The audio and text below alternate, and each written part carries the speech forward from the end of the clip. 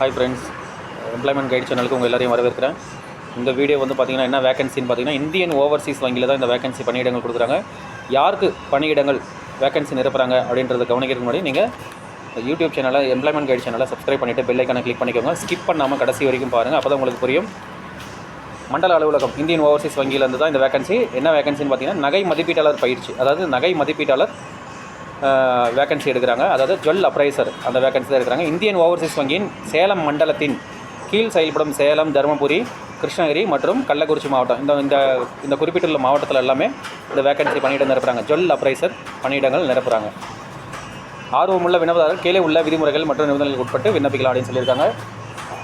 வயது வரம்பு என்ன இருக்கணும் அப்படின்னு பார்த்தீங்கன்னா 25 வயசு முதல் 60 வயது வரைக்கும் இருக்கிறவங்க இதில் வந்து விண்ணப்பிக்கலாம். பிறப்புச் சான்றிதழ் அல்லது வயது வரம்பிற்கு ஆதாரமாக உள்ள ஆவணத்தின் நகல் சமர்ப்பிக்கலாம் அப்படின்னு சொல்லியிருக்காங்க. கல்வி தகுதி பார்த்திங்கன்னா குறைந்தது 8ஆம் வகுப்பு தேர்ச்சி பெற்றிருக்கணும் அப்படின்னு சொல்கிறாங்க. கல்வி தகுதி 8ஆம் வகுப்பு தேர்ச்சி இருந்தாலே போதும். ப்ளஸ் நீங்கள் கோஆப்ரேட்டிவ் சொசைட்டியில் அல்லது அங்கீகாரம் பெற்ற இன்ஸ்டியூஷனில் நீங்கள் ஜுவல் அப்ரைசர்ஸு சர்டிஃபிகேட்ஸ் கோர்ஸ் முடிச்சிருக்கணும் நீங்கள்.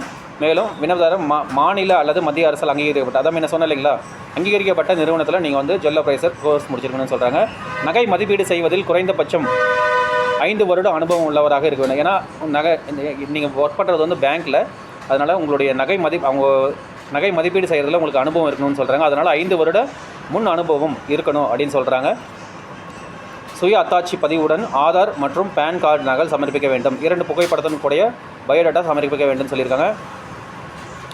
மேற்கண்ட விதிமுறைகள் உறுதிப்படுத்தும் விண்ணப்பதாரர்கள் பதிவு செய்யப்பட்ட தபால் மூலம் தேவையான ஆவணங்களுடன் மேற்கண்ட முகவரிக்கு விண்ணப்பிக்கலாம் அப்படின்னு சொல்லியிருக்காங்க. இந்தியன் ஓவர்சீஸ் வங்கி கிருஷ்ணகிரின்னு போட்டிங்கன்னா உங்களுக்கு வந்துடும்.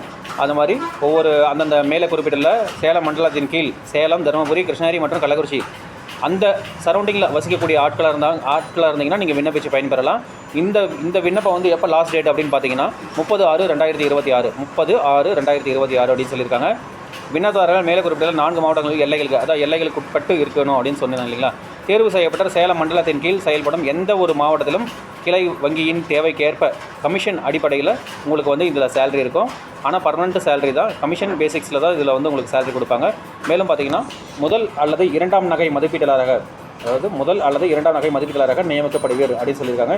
நேரடி விண்ணப்பங்கள் ஏற்றுக்கொள்ளப்படாது. அதாவது நேரடியாக நம்ம போய் விண்ணப்பம் கொடுத்தாங்க, அது வாங்க மாட்டாங்க. நீங்கள் தபால் மூலிமா, ரிஜிஸ்டர் தபால் மூலியமோ இல்லை ஸ்பீட் போஸ்ட் மூலியமோ உங்களுடைய பயோடேட்டாஸ் 10th என்ன படிச்சிருக்கீங்களோ அந்த சர்டிஃபிகேட்ஸு, மெயினாக நீங்கள் ஆல்ரெடி வேலை செஞ்சுருப்பீங்க இல்லையா, அந்த சர்வீஸ் சர்டிஃபிகேட்டு, அப்புறம் நகை மதிப்பீட்டாளர் சர்டிஃபிகேட், இதெல்லாமே வச்சு ஃபோட்டோ ஒட்டி நீங்கள் அப்ளை பண்ணுங்கள் அப்படின்னு சொல்லியிருக்காங்க.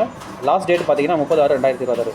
கடைசி வரைக்கும் பார்த்தா நண்பர்களுக்கு அனைவருக்கும் நன்றி. மீண்டும் அடுத்த வேகன்சி வரும்போது, அடுத்தது கவர்மெண்ட் வேகன்சி வரும்போது நான் போடுறேன். கண்டினியூவாக வாட்ச் பண்ணுங்கள், சப்ஸ்கிரைப் பண்ணிக்கோங்க, பெல் ஐக்கானை கிளிக் பண்ணிக்கோங்க. பாய்.